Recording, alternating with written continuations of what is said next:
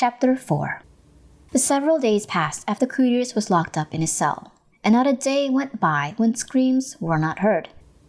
However, it was not because Curious was being tortured. The reason was, That Curious has escaped again! Search the building. He may have gone to the women's slaves. yes, it was the jailkeepers who screamed as they ran around the building. This was because Curious had made it a daily habit to break the lock on his cell and escape. Of course, locks were not made for free. They were intricate mechanisms that came with a somewhat surprising price tag. Besides, these were meant to keep people locked up, so they were neither cheap nor simple. At this point, they had spent so much on locks as they had on the purchase of Curious himself. Furthermore, they could not sell Curious if they could not stop him from escaping. And so he had not been put up for auction on the previous day. Obviously, this was not good for business. It was because of this that the merchant who bought Curious was considering forcing him onto a fellow merchant. Curious himself knew nothing of all of this, and there was a part of him that was enjoying himself in this life that was supposed to be a nightmare. After all, there were many beautiful slaves here who were meant to entertain.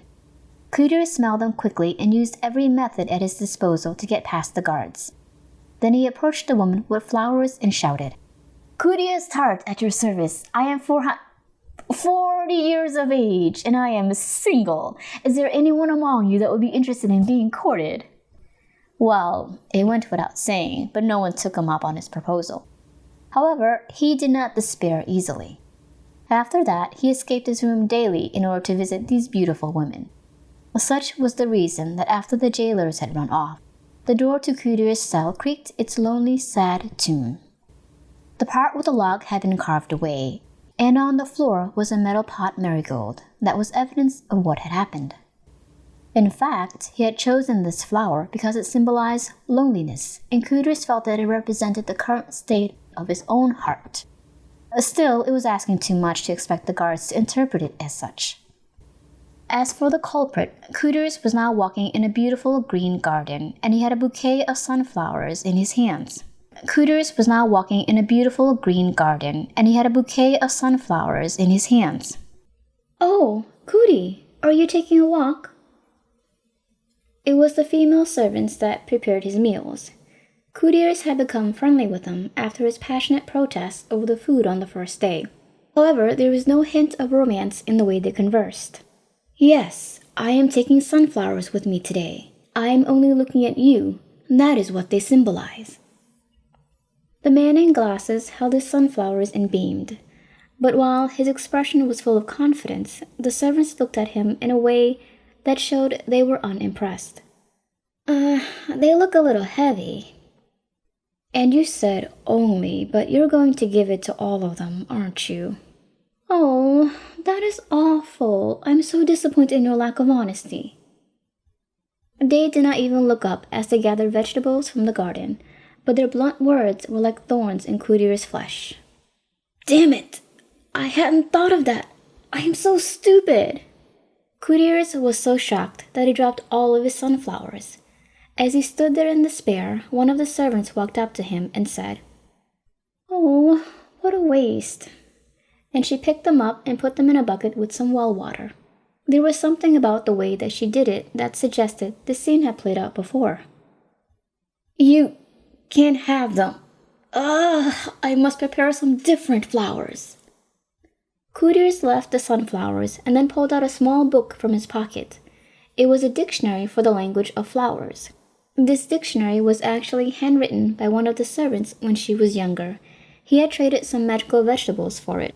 Up until now, Curious had only thought of flowers as things to be raised and used, and so the existence of a flower language was a great revelation to him.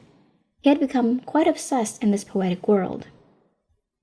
"Cootie, must you do this every day? Besides, those girls are all difficult, you know. They're haughty and only interested in money and position." "Yes, but I cannot help that I like them.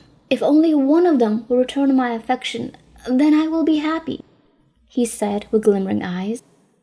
It was the kind of expression you might expect on a young boy, which, of course, meant it was rather comical on him, and the servants laughed.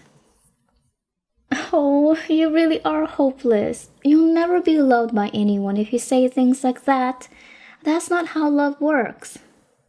Right, right? If you look at so many people and say that any of them will do, people will just think that you're playing.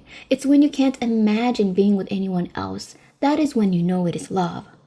If you're going to try and romance someone, you should wait until you know they are the right person, or else they will see right through you and leave right away. Really? Courtiers listened to their warnings with a tilted head. The servant sighed in exasperation, knowing that their advice was lost on him. It's no mystery. It has always been that way. It is probably because you've never experienced real love, Cootie. That's why you say such things. It was clear to all of them there was no one that Courtiers had actually fallen for. Courtiers was just in love with the idea of being in love. At this rate, he would end up getting attached to some terrible woman and be burned. Bad. But Courtiers barely noticed their concerned looks as he closed his dictionary. Apparently, he had decided on his next flower. Thank you for your concern. However, there is one who seems different from the rest. Oh? And which one is that? She knew it was rude to pry, but she couldn't help asking anyway. However, she winced at her own boldness. In spite of this, Courtiers offered the name without a second of hesitation. It is Miss Adelia. What? In an instant, the faces of the servants froze. After all, that girl was known as the worst villain in the whole country. She had been engaged to the crown prince once, but she was now being held here in this prison as a warning to all.